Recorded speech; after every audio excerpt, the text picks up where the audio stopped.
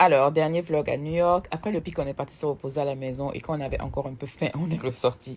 Mais cette fois-ci, on a laissé le Uber se reposer. On a pris la limousine nationale et le bus. On est tombé sur Times Square. On a essayé ce restaurant qui s'appelle Lily's Victorian. C'est un salon de thé en journée et de base, on venait pour le salon de thé, sauf qu'il était 19h passé, donc on est resté en même temps pour le dîner. C'est vraiment un resto ambiance Bridgerton. J'ai jamais regardé Bridgerton, mais je sais que c'est à ça que ça ressemble. On est resté pour le dîner. Les plats étaient super bons. J'ai pris une burrata parce que ça faisait longtemps, mais par contre, les quantités, j'ai l'impression qu'on a regardé ma taille pour me servir.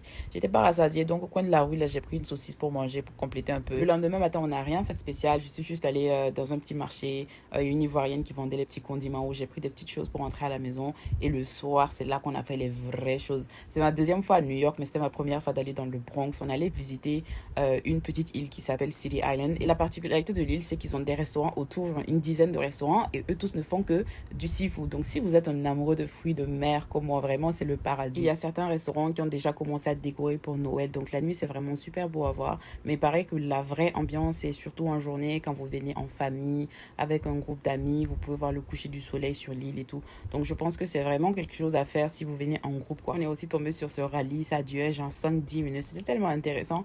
Donc après, on allait chercher notre restaurant. Comme c'était notre première fois, on a joué la carte de la sécurité. On a suivi tranquillement notre ami. C'est lui qui nous a guidés. Il a dit ce que vous voulez manger là, c'est ici.